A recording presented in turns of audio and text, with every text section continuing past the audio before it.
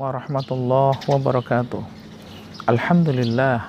Alhamdulillahilladzi nahmaduhu wa nasta'inuhu wa nastaghfiruh wa na'udzu billahi min syururi anfusina wa sayyiati a'malina. May yahdihillahu fala mudilla lahu wa may yudlilhu fala hadiyalah. Asyhadu an la ilaha illallah wahdahu la syarikalah wa asyhadu anna Muhammadan abduhu wa rasuluh. Allahumma shalli wa sallim ala sayyidina Muhammad wa ala ali sayyidina Muhammad. Ya ayyuhalladzina amanu taqullaha haqqa tuqatih wa la tamutunna illa wa antum muslimun. Ya ayyuhalladzina amanu taqullaha wa qulu qawlan sadida yuslih lakum a'malakum wa yaghfir lakum dzunubakum wa may yuti'illah wa rasulahu faqad faza fawzan 'azima. Wa qala rabbi shrah li sadri wa yassir li amri wahlul 'uqdatam min lisani yafqahu qawli amma ba'du. Hadirin pemirsa yang dirahmati Allah Subhanahu wa taala. Alhamdulillah, puji dan syukur selalu kita panjatkan kehadirat Allah Subhanahu wa taala yang telah memberikan anugerah nikmatnya kepada kita, sehingga dengan seluruh nikmat pemberian dari Allah Subhanahu wa taala tak satu pun nikmat yang bisa kita hitung. Allah berfirman dalam Al-Qur'an, "Wa in ta'uddu nikmatallahi la tusuha." Dan Allah memberikan apa yang kamu minta, Allah akan mengabulkan apa yang kau inginkan. Tetapi jika engkau sudah diberikan nikmat dan sesuatu yang kau inginkan, kau tidak akan sanggup menghitung seluruh pemberian dari Allah Subhanahu wa taala.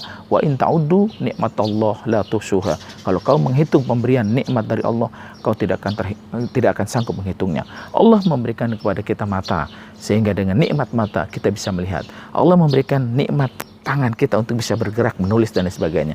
Tentu kita tidak bisa menghitung berapa banyak nikmat tangan kita bisa bergerak. Allah memberikan nikmat kaki kepada kita sehingga kita bisa melangkah, berlari dan sebagainya. Tapi tidak satupun nikmat dari kaki tersebut untuk kita hitung nikmatnya berapa banyak dari kaki yang kita miliki untuk bisa melakukan hal-hal tersebut.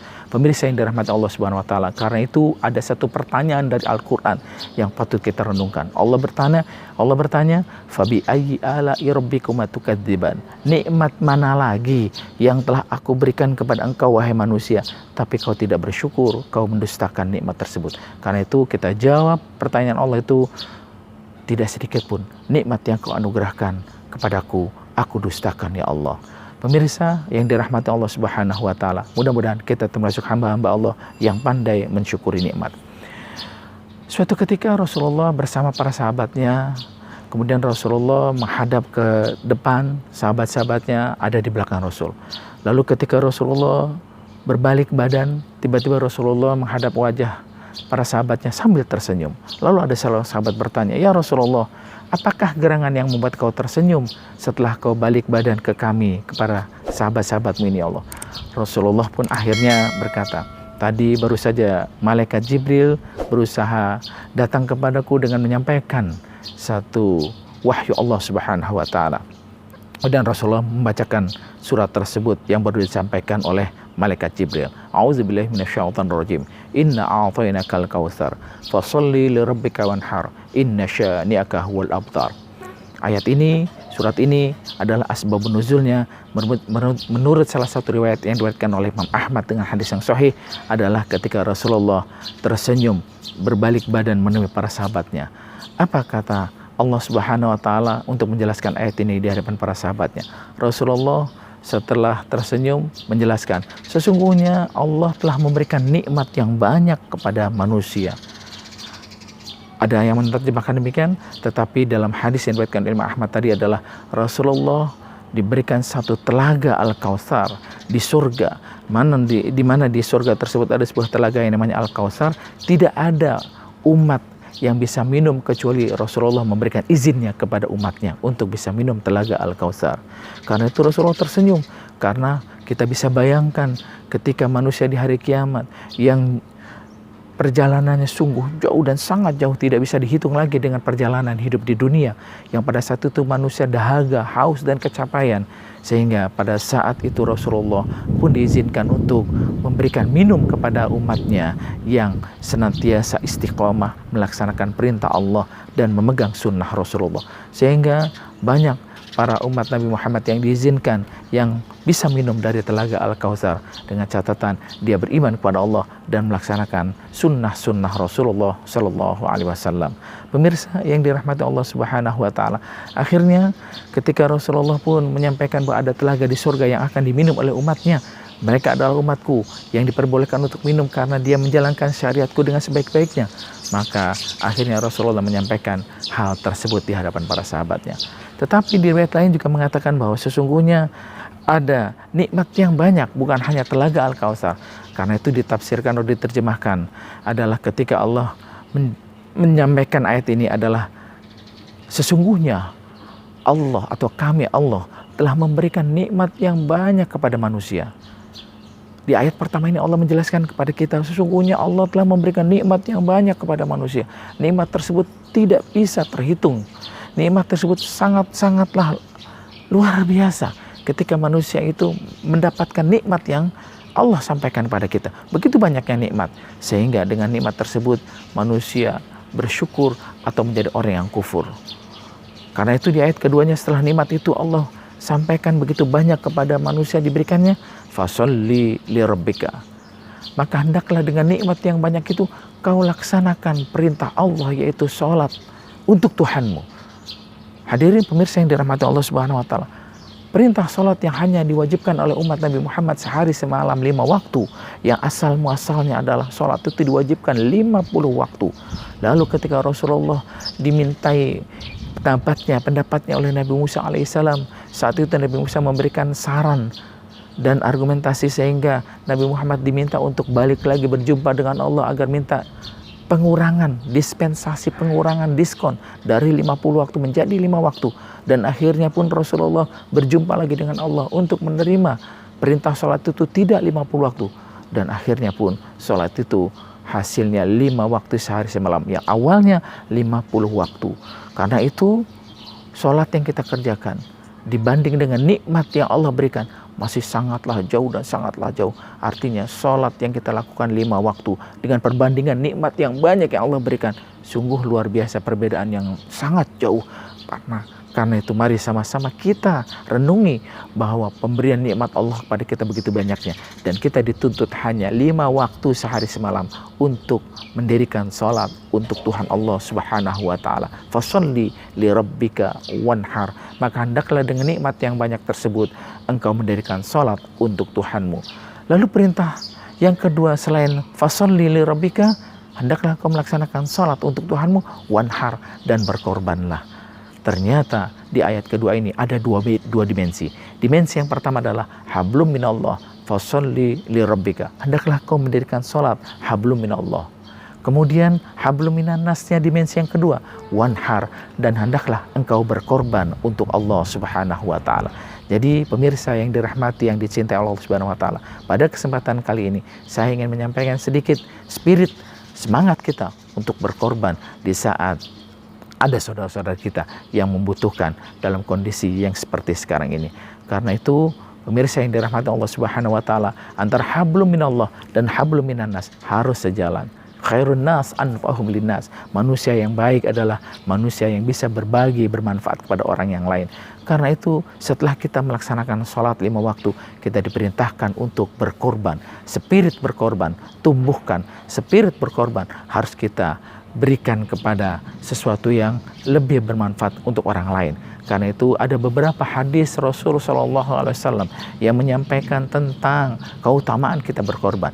Yang pertama yang diriwayatkan oleh Imam At-Tirmidzi dalam kitab Bulughul Maram, Ibnu Hajar Al-Asqalani meriwayatkan sebuah hadis, man kana lahu sa'atan falam yudhahi fala yaqrabanna musallana. Barang siapa yang diberikan keluasan rezeki oleh Allah Subhanahu wa taala, falam yudhahi, tapi dia tidak mau berkorban, fala yaqrabanna musallana, janganlah dia dekat-dekat dengan rumahku atau masjidku, janganlah dia dekat-dekat bersama aku nanti di surga. Cuman auzubillah, ketika kita ingin berjumpa dengan Rasulullah di surga, tapi Rasulullah tidak ingin berjumpa dengan kita lantaran kita diberikan kesempatan untuk berkorban karena keluasan rezeki, sementara kita tidak mau berkorban karena rezeki kita pada saat itu diberikan lebih melimpah dari Allah Subhanahu wa taala. Ini yang pertama, spirit kita berkorban dalam rangka kita ingin berdekatan dengan Allah, dan dalam rangka kita ingin juga berjumpa dengan Rasulullah, karena pengertian korban adalah qaraba yaqrabu qurbanan, dalam rangka kita mendekatkan diri kepada Allah Subhanahu wa taala, dan kita ingin bersama Rasulullah sallallahu alaihi wasallam kelak di surganya nanti bagi orang-orang yang diberikan keluasan rezeki kemudian dia berkorban.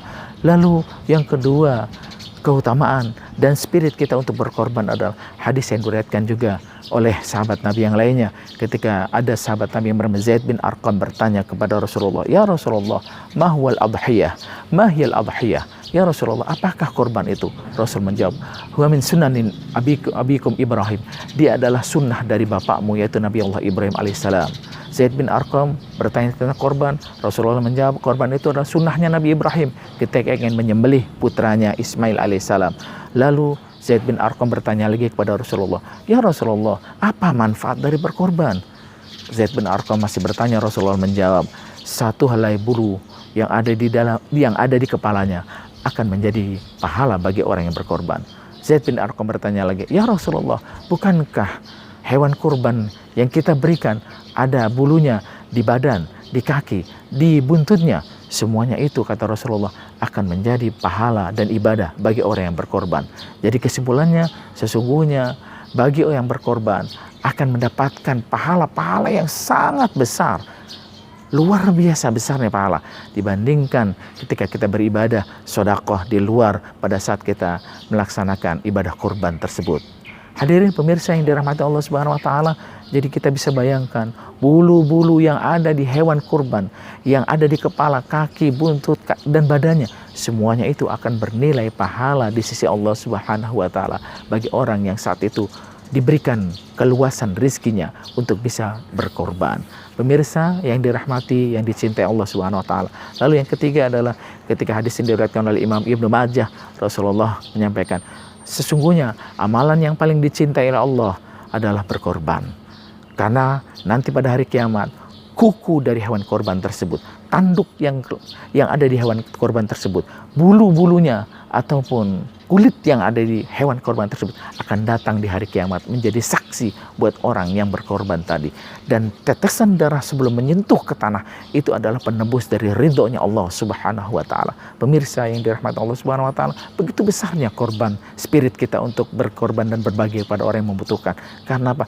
Ternyata hewan korban yang kita berikan, kukunya, tanduknya, kulitnya, semuanya itu akan menjadi saksi buat kita di hadapan Allah Subhanahu wa taala. Dan tetesan darah korban kita yang ketika disembelih, sebelum jatuh ke tanah, maka itu akan mendapatkan ridhonya Allah Subhanahu wa taala.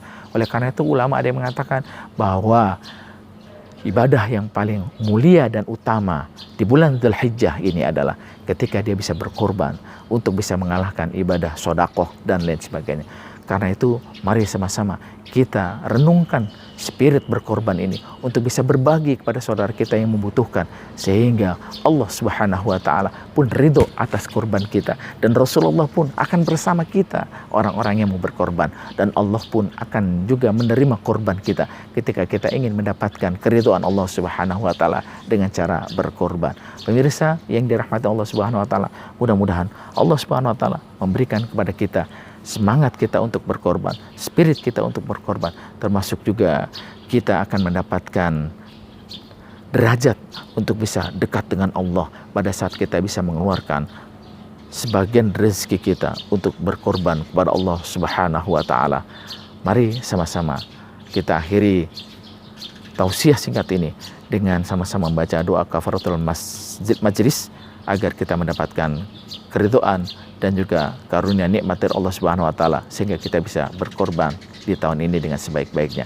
Alhamdulillah, subhanakallahumma wa bihamdika asyhadu an la ilaha illa anta astaghfiruka wa atubu ilaik. Billahi taufiq wal hidayah wa birridha wal inayah. Assalamualaikum warahmatullahi wabarakatuh.